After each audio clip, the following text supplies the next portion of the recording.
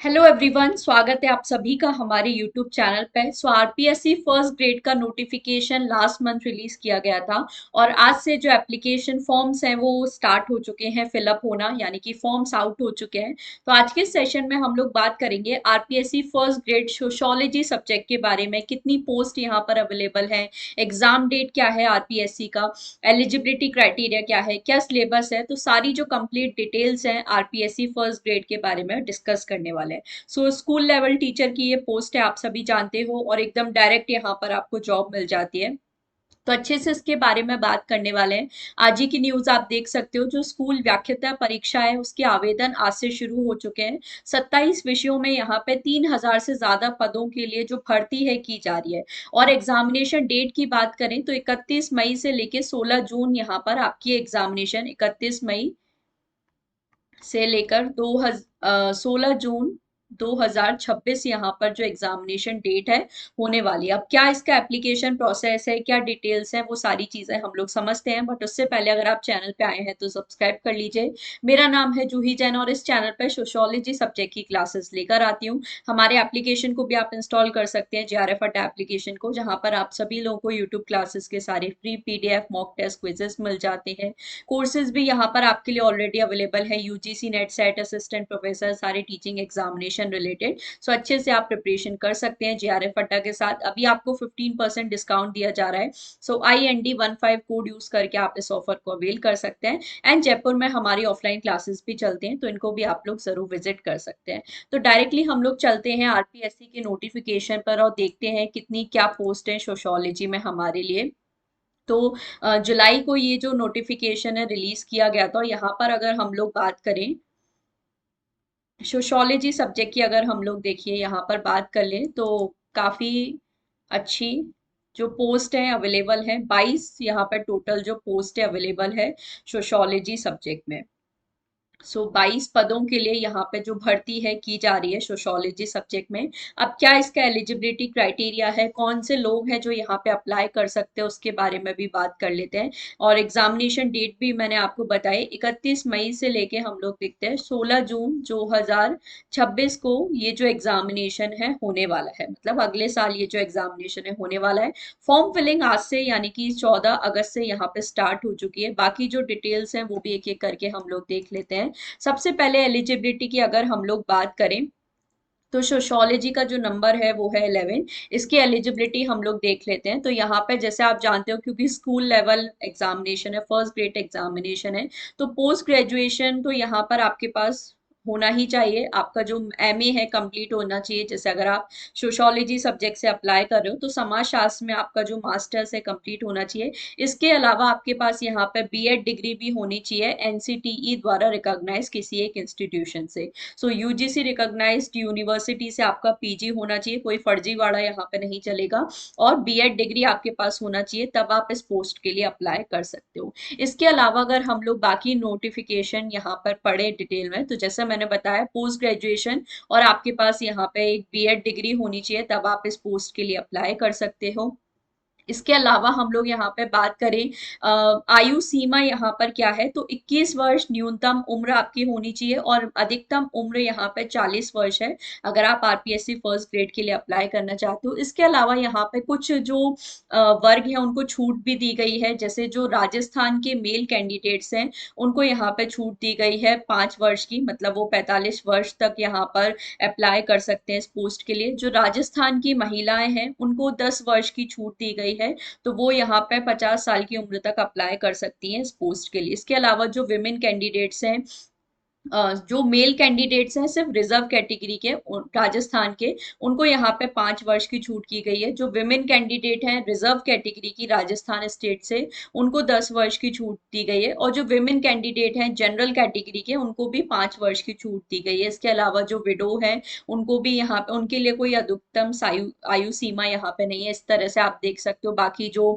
Service man वगैरह हैं उनके लिए भी अलग अलग तरीके से जो रिलैक्सेशन है एज में यहाँ पे दिया गया है। एक जो डाउट यहाँ पर आता है बहुत सारे लोगों का, वो हम लोग देख लेते हैं कि क्या यहाँ पे एक सेकेंड, हाँ। ये बहुत सारे लोगों का डाउट आता है कि क्या दूसरे स्टेट के कैंडिडेट अप्लाई कर सकते हैं। फॉर एग्जांपल यूपी से अगर कोई है, मध्य प्रदेश से अगर कोई है, तो क्या वो राजस्थान में ये जो फर्स्ट ग्रेड की जॉब है इसके लिए अप्लाई कर सकता है। तो बिल्कुल आप अप्लाई कर सकते हो यहाँ पे, बट एक चीज ध्यान रखनी है कि आप यहाँ पे सामान्य वर्ग में ही सिर्फ अप्लाई कर सकते हो। जैसे अगर आप एमपी से हो, आप यहाँ पे SC ST OBC या किसी रिजर्व कैटेगरी को बिलोंग करते हो, तो ये जो आपका रिजर्वेशन का बेनिफिट है वो आपको राजस्थान स्टेट में नहीं मिलेगा। आरपीएससी फर्स्ट ग्रेड में एग्जामिनेशन में रिजर्वेशन सिर्फ राजस्थान के जो ओरिजिनल, मतलब राजस्थान के जो मूल निवासी हैं उनको ही यहाँ पर मिलेगा। तो अगर दूसरे स्टेट के कोई कैंडिडेट अप्लाई करना चाहते हैं इस पोस्ट के लिए, वो अप्लाई कर सकते हैं, बट उन्हें यहाँ पे जनरल कैटेगरी में ही अप्लाई करना होगा। बाकी फीस आपको दी गई है। सो जनरल कैटेगरी के लिए 600 रुपये यहाँ पे फीस है। इसके अलावा बाकी जो रिजर्व कैटेगरी है, डिसेबल पर्सन है, उनके लिए 400 रुपये फीस है। तो दूसरे स्टेट के जो कैंडिडेट अप्लाई कर रहे हैं उनके लिए भी यहाँ पे 600 रुपये फीस एक तरह से रखी गई है। इसके अलावा हम लोग बाकी चीजें भी देख लेते हैं।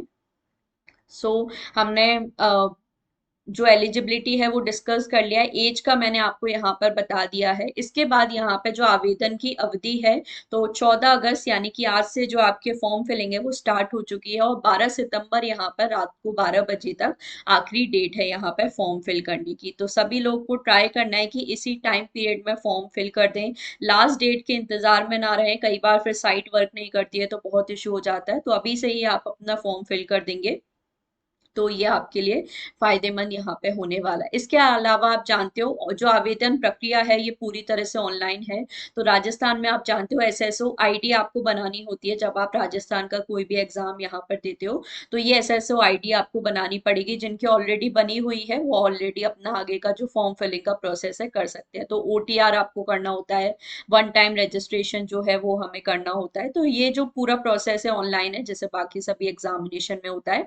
बाकी आप चाहो तो ये जो नोटिफिकेशन है इससे डिटेल में पढ़ सकते हो। इसके अलावा हम लोग देखें ऑनलाइन आवेदन पत्र में अगर आप कोई संशोधन कराना चाहते हो, कोई गलती अगर हो गई है, तो जब आवेदन की अवधि है उसी दौरान आप करवा सकते हो, या फिर उसके अंतिम दिन के 10 दिन पश्चात भी करवा सकते हो यहाँ पर। और जो उसके लिए शुल्क है 500 रुपये वो आपको यहाँ पे देना होगा। बट कुछ ऐसी चीजें हैं जिसमें आप चेंजेस नहीं करवा सकते, जैसे कि आपका नाम, पिता का नाम, जन्म तिथि व लिंक, क्योंकि ये वन टाइम रजिस्ट्रेशन से ही लिंक्ड होता है, तो इनको फिर आप बाद में चेंज करवा नहीं सकते या पॉसिबल नहीं होता। तो जब भी आप फॉर्म फिल कर रहे हो बड़े ही ध्यान से आपको अपना फॉर्म फिल करना है, सो दैट इस तरह की कोई भी गलती यहाँ पर आपकी ना हो। ठीक है। इसके अलावा ये मैंने आपको बता ही दिया, दूसरे स्टेट के जो कैंडिडेट हैं वो भी डेफिनेटली यहाँ पर अप्लाई कर सकते हैं। सिलेबस अगर स्कीम और सिलेबस की अगर हम लोग बात करें, तो ये जो एग्जामिनेशन है 450 मार्क्स का यहाँ पे होता है। दो पेपर होते हैं। पहला पेपर जो जनरल पेपर होता है राजस्थान का जनरल जीके जिसमें आता है, और पेपर 2 यहाँ पे 300 मार्क्स का होता है जो आपका सब्जेक्ट पेपर है। तो पहले पेपर के लिए आपको 1.5 घंटा मिलता है, दूसरे पेपर के लिए 3 घंटे मिलते हैं। मल्टीपल चॉइस क्वेश्चन होंगे, नेगेटिव मार्किंग भी है यहाँ पर, तो ये पॉइंट जरूर ध्यान रखें। हर गलत आंसर के लिए 1/3 यहाँ पर नेगेटिव मार्किंग रखी गई है। ठीक है। और रॉन्ग आंसर अगर आपने कोई इनकरेक्ट आंसर दिया है, या क्योंकि OMR बेस्ड ये एग्जामिनेशन होता है, ठीक है, ऑफलाइन बेसिकली एग्जामिनेशन होता है OMR बेस्ड एग्जामिनेशन, तो अगर आपने एक से ज्यादा गोले भर दिए हैं, मतलब मल्टीपल आंसर्स अगर आपने दिए हैं, तो भी आपका यहाँ पे जो मार्क्स है डिडक्ट कर दिया जाएगा। क्वालिफाइंग मार्क्स की बात करें तो मिनिमम 40% तो हमें दोनों ही पेपर में अलग से लेकर आने हैं। मतलब पेपर 1 में भी 40% मिनिमम मार्क्स आपके होने चाहिए, और जो आपका पेपर 2 है सब्जेक्ट पेपर, इसमें भी आपके मिनिमम 40% मार्क्स होने चाहिए। ये मिनिमम क्वालिफाइंग क्राइटेरिया है। इसके अलावा हम लोग देखें बाकी जो आपका कट ऑफ निकलता है वो आपको क्लियर करना होगा, तभी आप इस एग्जामिनेशन को क्लियर कर सकते हो। और जो रिजर्व कैटेगरी के कैंडिडेट्स हैं, जैसे शेड्यूल कास्ट, शेड्यूल ट्राइब, जो राजस्थान के बेसिकली ओरिजिनल कैंडिडेट्स हैं, उनको 5% का रिलैक्सेशन भी यहाँ पे दिया है। तो सब्जेक्ट्स की अगर बात करें, जनरल स्टडीज में आपका राजस्थान का हिस्ट्री आ जाता है, mental ability, current affairs, general science, और बाकी जो बीएड रिलेटेड चीजें हैं जैसे एजुकेशनल साइकोलॉजी, एजुकेशनल मैनेजमेंट वगैरह, ये आ जाता है। ठीक है। इसके अलावा जो आपका सब्जेक्ट का पेपर है, यहाँ पर सीन 4 आपके बेसिकली पार्ट्स होते हैं। तो senior secondary level, graduation level, post graduation level, और पेडागॉगी, टीचिंग, लर्निंग मटेरियल। तो मैं आपको एक बार डिटेल में भी यहाँ पे सिलेबस दिखा देती हूँ। सोशोलॉजी सब्जेक्ट की हम लोग बात करें तो यहाँ पे पहला पार्ट है development of senior secondary level, जिसमें हमारा फर्स्ट यूनिट जो है वो बिल्कुल बेसिक है, जो 11th 12th में है। जैसे अगर आपने सोशोलॉजी में पढ़ा हो तो सोशोलॉजी का डेवलपमेंट क्या हुआ, मीनिंग क्या है सोशोलॉजी का, स्कोप, सब्जेक्ट मैटर, बाकी सोशल साइंसेस से क्या रिलेशन है, सोसाइटी का क्या मीनिंग है, community, rural urban continuum, social group, family, religion, magic, types of magic, marriage के types, Indian social problem, social change and mobility, institution, association, culture. तो ये पार्ट 1 है। इसके अलावा पार्ट 2 बात करें ग्रेजुएशन लेवल, तो यहाँ पे सोशोलॉजिकल पर्सपेक्टिव दिए गए हैं, social structure, status and role, socialization, social control, social stratification, social process, kinship problem of schedule caste, demographic profiles of India, ये पार्ट 2 है। इसके अलावा crime and juvenile delinquency, social research, sampling, tools of data collection, hypothesis, ये part 2 में आ जाता है। फिर post graduation level की बात करें तो इमर्जेंस ऑफ सोशल थॉट, इसमें August Comte father of sociology, Spencer का सोशल डार्विनिज्म है, डर्कहाइम का यहाँ पर division of labour, suicide, social fact, Max Weber, social action, ideal type, views on religion, bureaucracy, Karl Marx का class and class conflict, historical materialism, dialectical materialism, process of social change, Sanskritisation, Westernisation, modernisation, liberalisation, globalisation, post modernism के meaning and features, Indian social thinkers में GS घुरे, Radhakamal Mukherjee, M S Srinivas and DP Mukherjee यहाँ पर दिए गए हैं। तो ये पोस्ट ग्रेजुएशन लेवल पे आपको दिए हैं। इसके अलावा जो पार्ट 4 है, जैसे यहाँ पर आप देखते हो कि जो बीएड है वो एक तरह से कंपलसरी है, तो बीएड से रिलेटेड एक यूनिट यहाँ पे दी है जिसमें एजुकेशनल साइकोलॉजी से रिलेटेड चीजें आ जाती है, pedagogy and teaching learning material, तो communication skill use, teaching models यहाँ पर आ जाएंगे, preparation and use of teaching learning material, cooperative learning, use of computer and information technology in teaching learning, तो concept of ICT, system approach, computer assisted learning, computer aided instruction, ये आपका पूरा syllabus है sociology का। तो ये हम लोगों ने यहाँ पे देख लिया है। इसके अलावा हम लोग यहाँ पे बात करें तो जो परीक्षा है, जैसे मैंने बताया, आपका ओएमआर बेस्ड ये एग्जामिनेशन होता है। तो एक क्वेश्चन के आपके जो ओएमआर शीट होगी उसमें 5 ऑप्शन यहाँ पर होंगे, तो जो 4 में से जो सही है वो आपको फिल करना है यहाँ पर, और हर क्वेश्चन का एक ऑप्शन फिल करना जरूरी है। किसी क्वेश्चन को अगर आप नहीं अटेम्प्ट करना चाहते हो तो उसके लिए भी जो 5th नंबर वाला सर्कल है उसको आपको डार्क करना होगा। अगर आप 5th सर्कल को डार्क, कोई भी एक सर्कल को डार्क नहीं करोगे या बेसिकली आंसर नहीं करोगे तो भी यहाँ पे जो 1/3 मार्क्स है वो आपका डिडक्ट कर लिया जाएगा। और यहाँ पे पेपर को सॉल्व करने के बाद कैंडिडेट्स को अलग से 10 मिनट का टाइम दिया जाता है जहाँ पे वो चेक कर लें कि सारे उन्होंने सर्कल फिल किए हैं या नहीं। अगर, क्योंकि नेगेटिव मार्किंग है, अगर किसी क्वेश्चन को आप छोड़ना चाहते हो, नहीं अटेम्प्ट करना चाहते हो, तो उसके लिए भी जो 5th नंबर वाला सर्कल है वो हमें फिल करना ही होगा, तभी यहाँ पर आपको वो जो क्वेश्चन है कंसीडर किया जाएगा। अदरवाइज फिर आपको उसकी, अगर आपने कोई भी सर्कल फिल नहीं किया किसी क्वेश्चन में तो नेगेटिव मार्किंग यहाँ पर होगी। कैंडिडेट जिसने who has not darkened any of the 5 circle in more than 10% question, और ऐसे कोई कैंडिडेट है जिसने 10% से ज्यादा क्वेश्चन के आंसर नहीं फिल किए हैं या कोई भी सर्कल को उसने डार्क नहीं किया है तो उसको डिस्क्वालीफाई कर दिया जाएगा। तो ये भी कुछ इंपॉर्टेंट पॉइंट है। इसके अलावा आपके ऑनलाइन एप्लीकेशन रिलेटेड सारी चीजें दी गई हैं, तो इनको आप लोग एक बार अपने अकॉर्डिंग भी डिटेल में पढ़ सकते हो। बाकी पूरा जो नोटिफिकेशन है मैंने आपको यहाँ पे बता ही दिया है।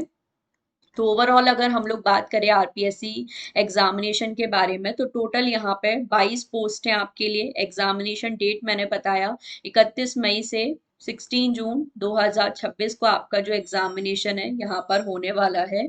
और हम लोग बात करें एलिजिबिलिटी क्राइटेरिया, तो पीजी होना चाहिए आपका सोशोलॉजी में, प्लस बीएड डिग्री आपके पास होना चाहिए। सिलेबस हम डिस्कस कर ही लिया है, और बाकी जो कंप्लीट डिटेल्स हैं जैसे ऑनलाइन एप्लीकेशन किस तरह से करना है वो सारी चीजें भी हमने डिस्कस कर लिया, कितना एज रिलेक्शन है, क्या सारी चीजें। तो आई होप है ये जो सेशन है आपके लिए हेल्पफुल रहा हो।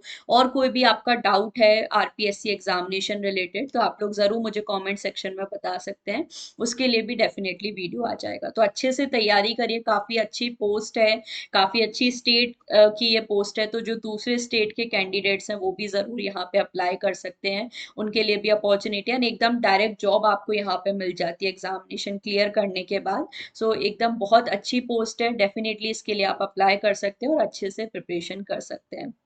सो आज का सेशन यहीं तक था। बाकी कोई भी डाउट है कमेंट सेक्शन में बता सकते हैं। वीडियो अच्छा लगे तो लाइक एंड शेयर कर देना है। मिलते हैं हमारे अगले सेशन में। Thank you so much for watching.